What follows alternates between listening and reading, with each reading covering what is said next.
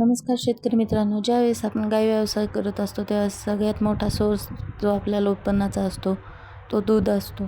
कारण दूध डेली आपल्याला मिळत असतं, पण त्याच्यामध्ये क्वालिटी आणि क्वांटिटी दोन्ही पण राहिलं पाहिजे. आपल्याला भरपूर दूध निघलं पाहिजे आणि त्याला व्यवस्थित फॅट पण मिळले पाहिजे. त्यासाठी आपल्याला जनावरांच्या चाऱ्यामध्ये सुद्धा काही महत्त्वाचे बदल करावे लागतात किंवा काही गोष्टींची काळजी घ्यावी लागते.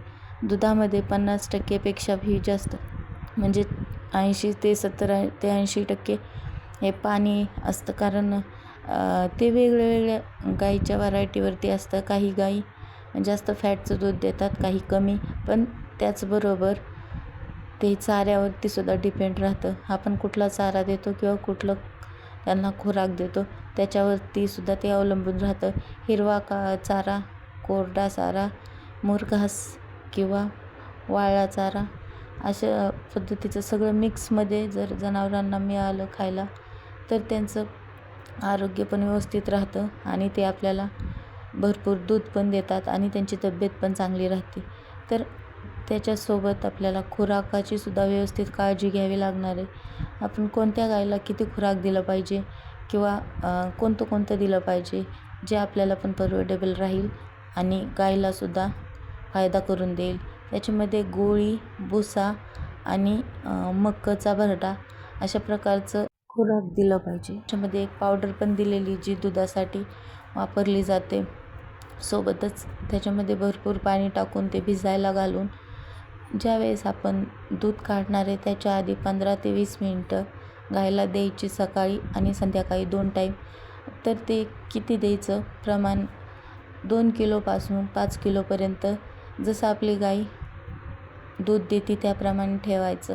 आणि जर कालवड असेल तर त्यासाठी सुद्धा वेगळं प्रमाण घ्यायचं. आणि सोबतच दुधाच्या गाई आणि कालवडी याच्यासाठी वेगवेगळं खुराक असतं, ते सुद्धा आपण बदल करून घ्यायचा.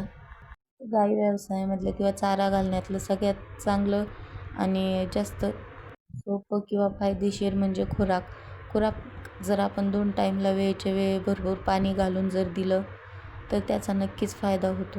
आणि फक्त दुभत्या गायींलाच नाही तर कालवडींलासुद्धा खुराक घातलं जातं, जेणेकरून त्यांची तब्येत चांगली होऊन ते लवकर मोठी होऊन आपल्याला उत्पन्न वाढायला फरक देत. त्याचबरोबर वेगवेगळ्या पशुखाद्याचे वेगवेगळे प्रकार आहेत. तुम्ही कुठलेही वापरा, पण योग्य प्रमाणात आणि योग्य वेळेला वापरा, त्याच्यामुळं नक्कीच रिझल्ट मिळतो.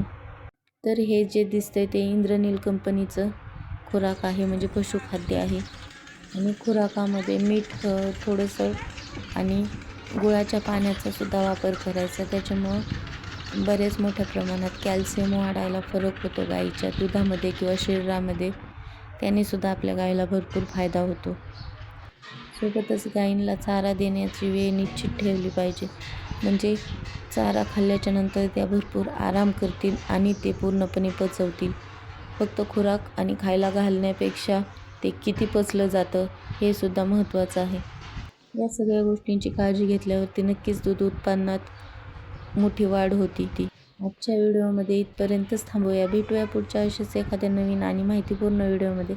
तोपर्यंत आपल्या चॅनलवरचे पाठीमागचे व्हिडिओ बघा. व्हिडिओ आवडला असला तर लाईक आणि शेअर जरूर करा. आपल्या चॅनलला नवीन पहिल्यांदाच आला असाल तर सबस्क्राईब करा. आणि आपल्या जनावरांची व्यवस्थित काळजी घ्या, कारण त्यांची काळजी घेतली तरच उत्पन्न जास्त मिळणार आहे.